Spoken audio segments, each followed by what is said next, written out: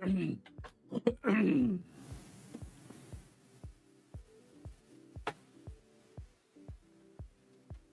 morning, YouTube. This is Bob Crumb, and I say good morning because this is a little bit earlier than my normal functioning time. I wanted to get some ideas into the camera and down on paper about 5 things that us artists typically struggle with when it comes to anatomy. We're gonna cover high-level concepts, and some of them might not seem apparent at first as to whether or not they're about anatomy, but I promise they are.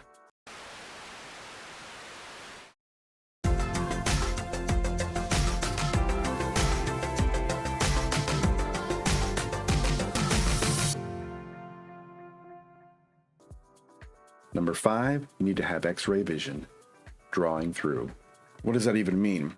It's important, and you'll see why in just a minute, but it's difficult to draw just even the human hand. It's difficult to remember what an elbow looks like. It's difficult to think about how to draw an eye that is surprised or mad or whatever, but when you actually start to draw them all together, new challenges on top of all of those other things appear. For instance, if I was to put my hand up in front of my face and take a picture, it would seem very normal that this hand is in front of my face and you can see all these details. But if I was to draw it, there is definitely a challenge with respect to drawing this hand properly and drawing the face that's behind it in this particular case. So I can draw something really quick to illustrate this point. You can imagine drawing this hand and thinking you did a decent job. This is kind of sketchy. This is not like super polished or anything, but it is going to get the point across. I draw the hand, I think I do a pretty good job, and then I go to do the face that it's behind. Say somebody's holding their hand up to try and defend themselves or whatever, and the hand is in front of the face, and I'm drawing, and I'm feeling like, oh, this is where the eye ought to go. I know there's a nose in here somewhere. The head shape, I mean, it's all kind of guessed at, and by the end, I feel like it's a little weak. Like none of the structure is actually believable or correct, and that's because I didn't draw through. So My apologies. I couldn't hear what you said. That's because I wasn't talking to you. You're not drawing like you have X-ray vision. So this is especially easy for those of us who work in a lot of digital, because you can just draw a thing and then turn down the opacity and then draw over it with a different layer and turn it on and off and see what the hay is going on there. When I work on paper, traditionally, I have to draw very lightly, like I'm looking through things. So if I draw a head and I become very happy with that, and I draw a hand over it, I can obscure the head behind it, and it becomes more natural. It becomes far more natural because the structure's there, you've drawn through. Imagine drawing like a board or something and trying to draw, a shape behind it. Something complex like the head of a Gundam, a robot, mecha thing. Little known fact, or maybe it's not little known. I really like monsters and robots. I really do. If I have monsters and then robots, and this is a very well-known type of robot head, this mecha head. And if I draw it, I'm happy with it. What if I wanted to make something overlap it? And, if I don't draw it through, I can wind up with some really weird relationships, and it's not going to be correct. But if I draw through, I can actually be much more convincing about that thing that's underneath.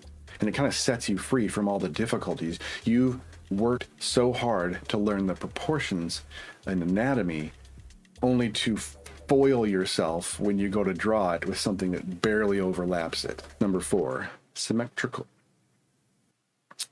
Number 4, and this has to do with the mistake that a lot of artists make. And I say it's a mistake only because it's incredibly challenging to try and do this.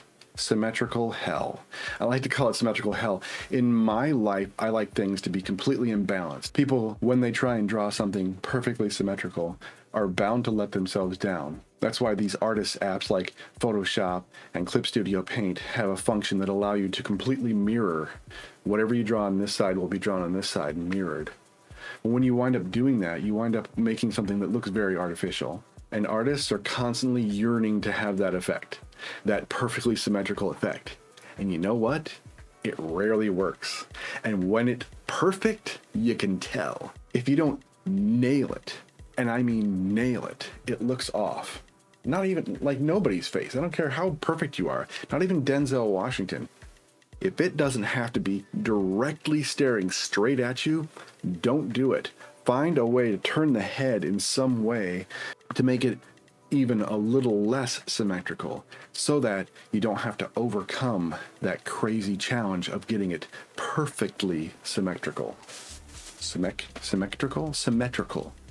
I've never thought I said that wrong before. It's symmetrical. Unless you're going for the most idyllic stained glass depiction of a saint or something that perfect, don't draw it straight on and symmetrical. Symmetrical hell. Number 3, head size plus hair. One of the biggest challenges I see people, do you do this or this? What's more? I feel like I do this more. But what I wanted to talk about, and one of the biggest issues I see, even myself sometimes, I forget that hair goes on top of the head. Now, I don't have this issue. I promise I didn't shave my head just for this. You can see that I have this hairline, this glorious hairline. Imagine if I treated every hairstyle as if it were just as plastered on as this. This is common. People draw just bangs that hang down off of a bald head or, down from the sides. Like it winds up looking like Harry standing at the prom or homecoming or whatever the heck that was. And they drop gross all over her and it just wets everything down and it feels very unnatural. We need to add volume to hair. The volume of the hair goes on top of the head and moves away from the head. So I take like the normal human head and I craft it out to where I know, once again, drawing through, where I know the edges of the human head is, where those edges are, I just grow hair out of it like a chia pet. I respect the anatomy underneath, but I can break free of it because hair is its own thing. Hair is its own entity. I'm not a hairstylist. This looks not good, but the idea is there. Drawing the hair on top of the head makes it look less wet, gives it more volume and more realistic appeal. That's number 3, drawing the human head with hair on it. Number 2, dose. The second biggest issue I see people struggle with, not drawing from reference or drawing from memory. It takes a very long time and a lot of practice to be able to draw a thing from memory. If you look at amazing artists like Kim Jong-il, you think to yourself, I should be able to just wing it. Take a pen, go directly to the paper, and create. Draw a thing, and it'll look good. But really, we ought to be looking at things. Even if we don't have the exact thing to look at, let's actually look at the human head when we're drawing it. Let's notice things about the human head when we're drawing it. If we're drawing from memory, all we're going to do is reinforce mistakes. Drawing from memory is essentially doodling. I'm not saying I never draw from memory. I do it all the time. But those things I draw from memory, I have drawn so many times that I feel very comfortable with them. There are times that I'll go back and draw hands, even though I've drawn them a million times. I think the human hand requires a lot of study years down the road. I can draw it convincingly, but I can always improve. It's difficult to find just the right pose. So what do? I go to stock sites. I know. I Google a thing. I Google hands pointing or knee from the side or eyes wide or stupid stuff like that, because over and over and over again, I've reinforced, this is what the eye looks like, and I can forget that it's a ball inside my head. It's another video entirely. We'll talk about that in another video. It's a ball inside my head. Or find yourself a camera, and if you're drawing the hand and you want it kind of pointing at someone, find the position that is correct that you want, snap that image, and draw from it. Work from that reference. Let it inspire what you're drawing, but don't be too rigid like you're tracing it. When I'm drawing in a certain way, I'll forget that unless I look at some reference. 2B is an underpoint. Am I allowed to do that? Should I have made it a list of 6? 2B, don't do the Shakespeare thing. Don't do it. In my brain, I can't stop. 2B, a subpoint under 2. When you are looking for reference for your drawings, say for the finger pointing, whatever. Don't draw from someone else's drawing, because you're just going to be mimicking all the mistakes they just made. Even if you feel like it's perfect, don't do it. Resist the temptation, because your style is growing every time you draw a thing. And if you're working off somebody else's art, you're kind of foiling yourself. You're kind of teaching yourself what are mistakes they made. Make your own mistakes. Work from actual life. That's the best thing. If you can have somebody actually like sit there and point at you, I need you to come in here and move your hand. No, right? Okay. Point at me for like an hour. Can you move the pinky?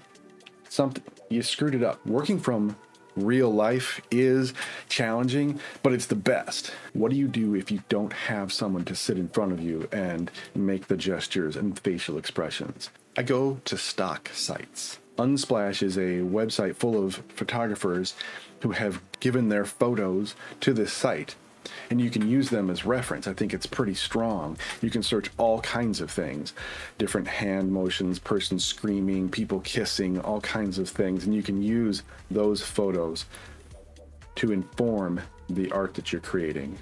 The number one mistake that people make, and it comes from a good place. It comes from a place of wanting to understand structure and look at a thing and reference it. But the number one mistake I see people make, I see artists make, especially young artists, is working with that hand mannequin thing. You know the one I'm talking about. You know it. You know the one I'm talking about. It looks like it's made of wood. And it has fingers, and they kind of bend. And the thumb, it bends. And even I've seen some that have a ball that let the wrist do certain things. Don't use that thing. Put it on your shelf like it's a neat prop. It was super nice of Grandma to give you the hand mannequin thing. So put it up. Things that the wooden hand thing can't do. It can't do this. It can only do this and like this. It can't do this. It can't fold itself. There are so many things it can't do. So don't use it. It's just so, for lack of a better word, wooden feeling. Number one, lose the hand mannequin. Hand.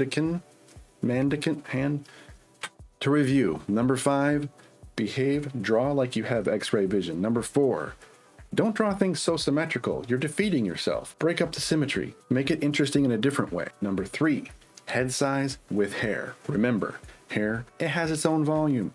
Number 2, drawing from memory. Unless you're Kim Jong-il, don't do it. Draw from reference. It'll make you a better artist. And number 1, lose the wooden hand mannequin thing. Thank you for watching all the way to the end of the video. It really means a lot to me. If you've enjoyed what you've seen here, then consider liking the video. And if you're not subscribed, hit the subscribe button. It really means a lot to me. It helps the channel out. If you have people in your life who like to create things, especially drawing things for this video, share it with them. And lastly, you are creative, so create, especially if it's a better day for someone else.